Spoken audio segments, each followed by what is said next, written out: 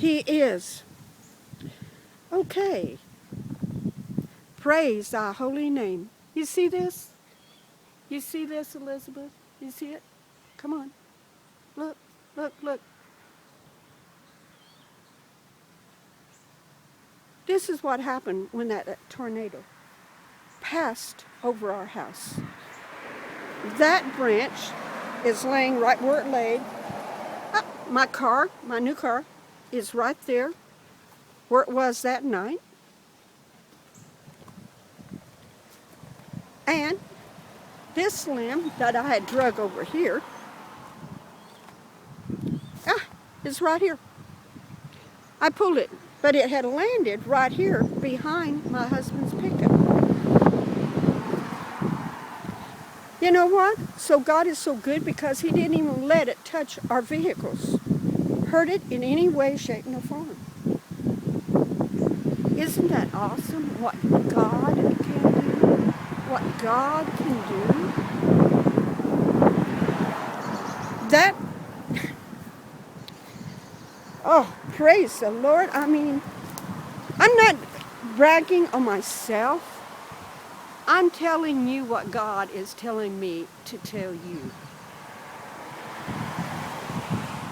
What the true one God, what Yahweh is saying to you. See my cross? See, this is my little garden that I have out here. Praise be to his holy name. You see my roof on my house? No damage, no damage, no damage at all. None whatsoever. So, let me say this to you, Elizabeth. You Jezebel. Because it was Jezebel that went after Elijah. Went after him to kill him. Just like you go after me to kill me. You sit and pray your prayers for my death. You call me a Judas. You can call me all the names you want, but I did not betray you, nor did I turn my back on you.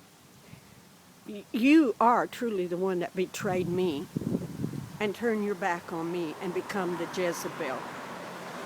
Ever since that happened, you have went downhill. More and more, radically downhill. Let me say this to you. The Jezebel of A caused Elijah to run to the desert. And as he sat out there in the desert, telling God, oh, Jezebel's after me to kill me. She wants to kill me and she's already killed all the prophets and I'm the only one left. Oh yes, I'm the only one left. And I'm not making fun of him. This is what happened. It's in the scriptures. And so God sent a raven to feed Elijah. The brook bubbled up and watered him. Then he told him to get up and go to the mountain, to the cave. And he did.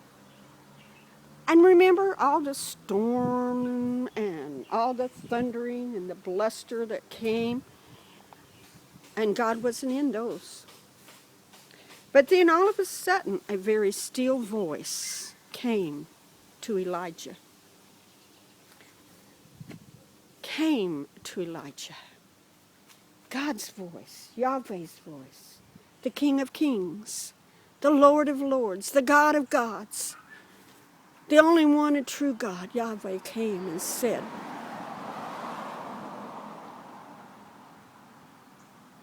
Elijah, there is 6,000 out there hidden in caves that have not bowed their knee to Baal, nor to Jezebel.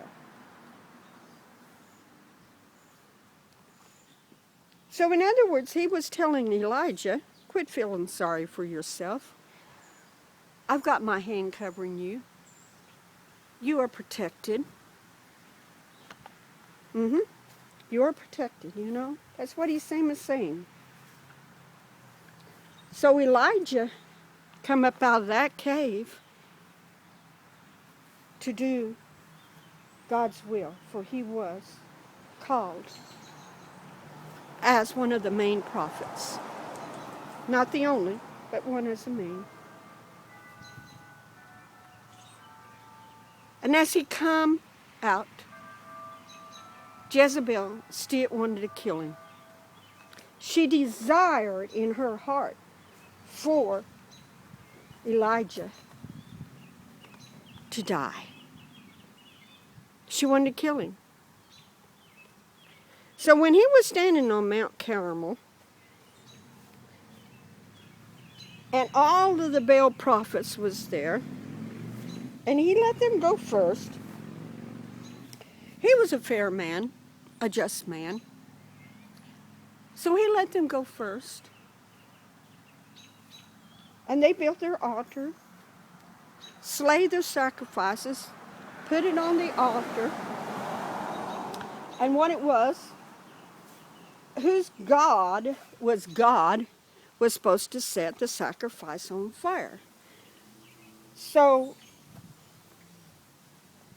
the prophets of Baal went out there and danced around and screamed and hollered and prayed for Baal to send the fire down to consume the sacrifice. And it went on for hours and hours and hours, and nothing happened. So directly, you know, Elijah, kind of like I am, or maybe I'm more like him, and no, I'm not Elijah Anew. I just feel like I have that same spirit that inspired him inspires me. But he goes and he starts kind of making fun of him. Where is your God? You know, where is your God? Why ain't he doing what he's supposed to be doing? Is your God asleep? Maybe he's taking a trip to a foreign country.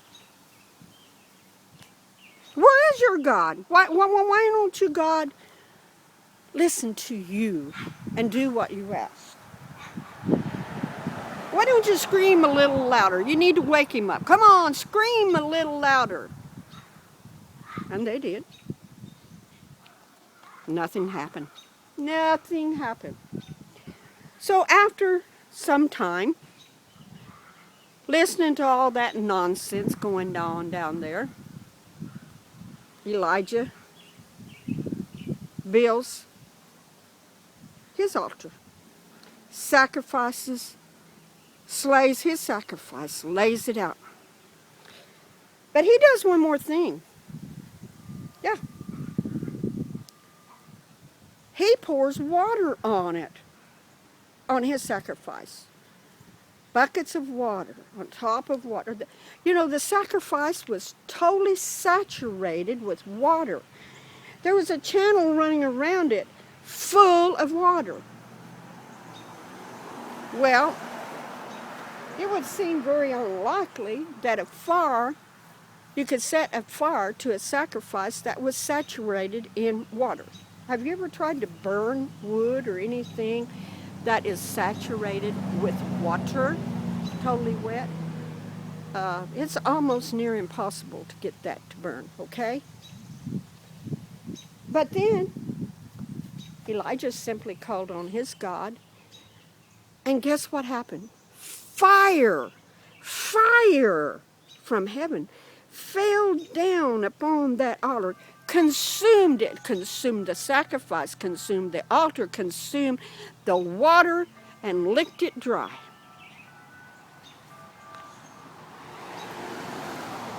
Then that's when Elijah went down and slayed all of Baal's prophets down by the river.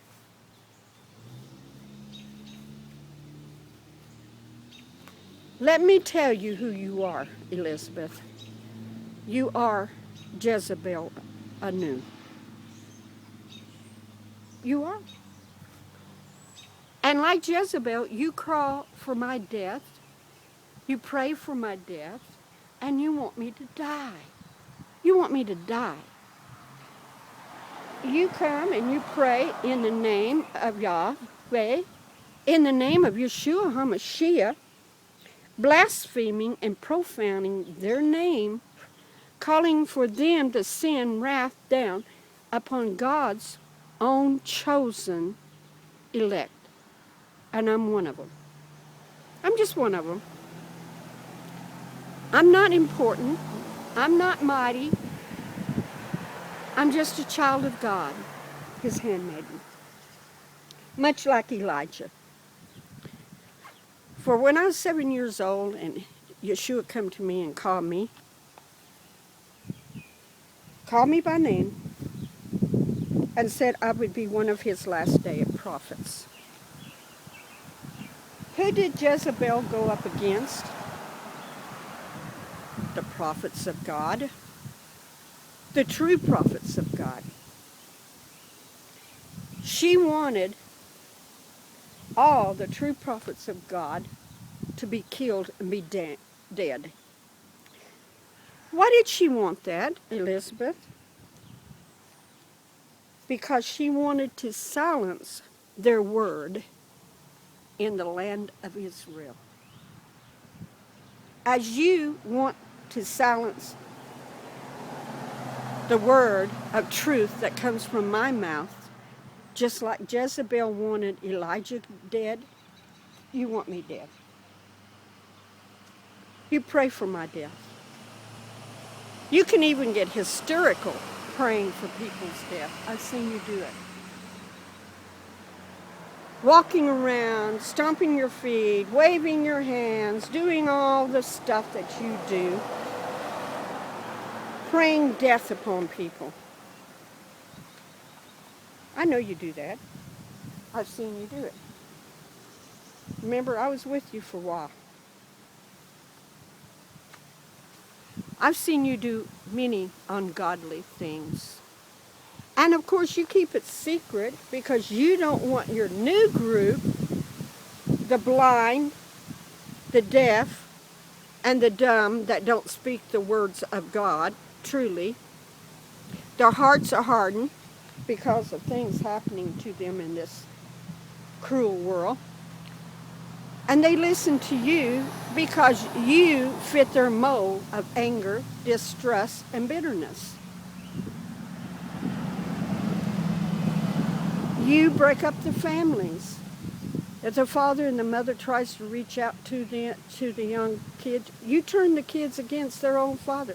The very thing, you know what, Elijah was told to do in Malachi chapter 4. You mentioned that in one of your videos. Or one of your people did. The main thing that Elijah had to do was to turn the hearts of the fathers to the children and the hearts of the children to the fathers. This you're not doing. You're tearing them apart. You're rupturing, degrading the very family unit, the very fiber of the family unit.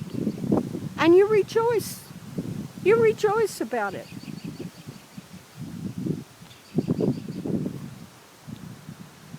I'm just telling you people out there that have went into this occult of a Jezebel spirit, a true Jezebel spirit, the Jezebel of Anew,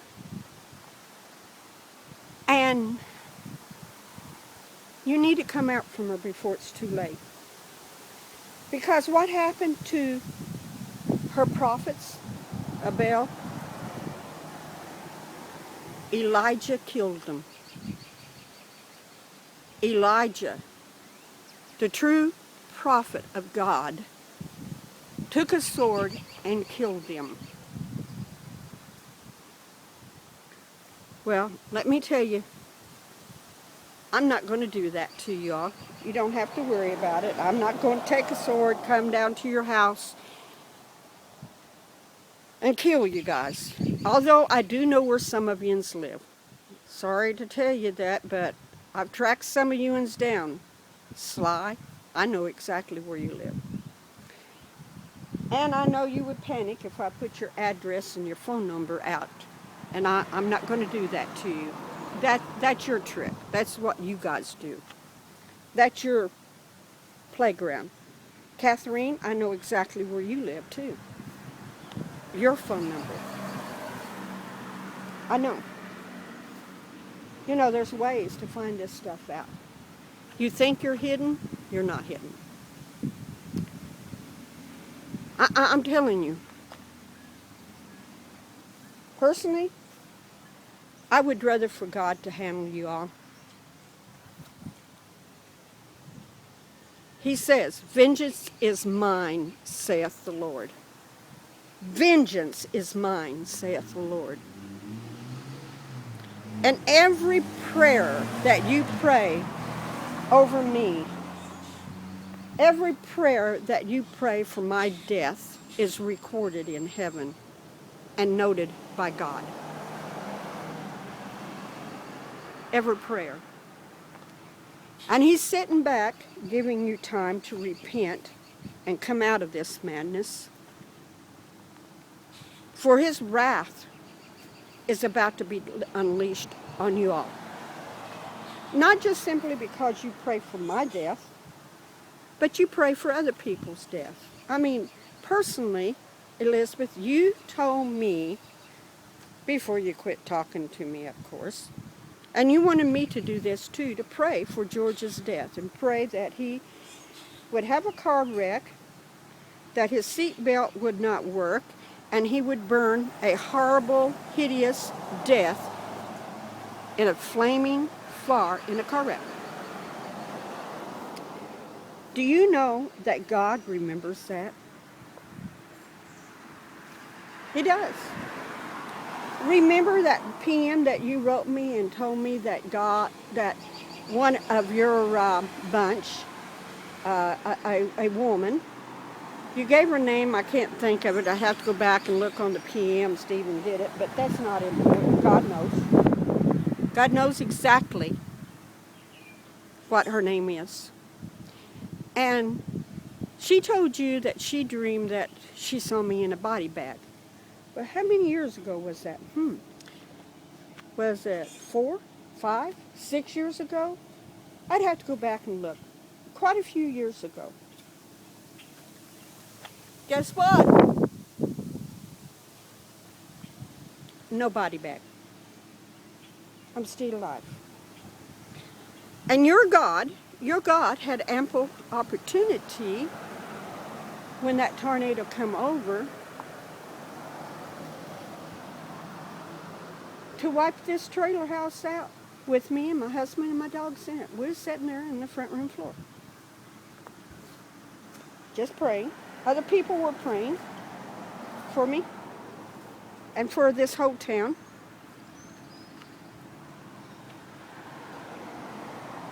But you do have the spirit of Jezebel. I truly, truly, truly believe that you are a Jezebel of Anew. Not of Elijah Anew, the Jezebel Anew. Pastor George, let me tell you this, what is being showed to me. That we that are called, chosen, and called out from this world are the Elijah's spirit. We are to stand for God and Him God only. We are to rebuke and exhort His word when people profane it, when people tell people to pray for people's death and pray cursings upon people.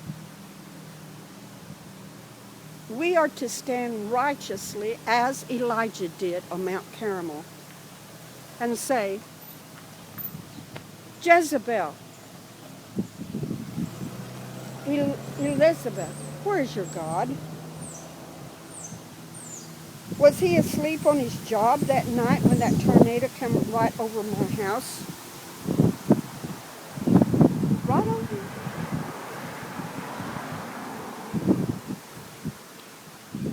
No, I don't think he was asleep. I was thinking he was standing there and thinking, wow, this is the opportunity. I could smack Barbara and prove Elijah who she is. But you see, my God, the King of Kings, the Lord of Lords, the God of gods, the creator of everything was standing there and said, oh, no, you're not.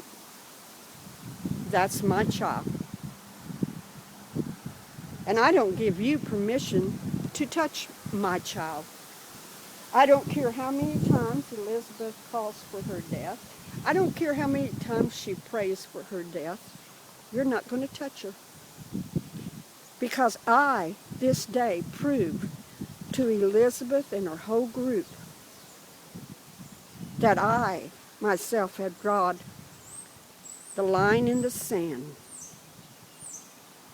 And you have crossed it, wanting my precious chosen ones to die.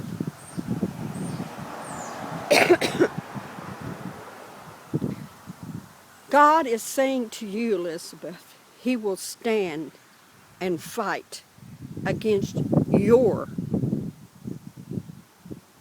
authority. For your authority is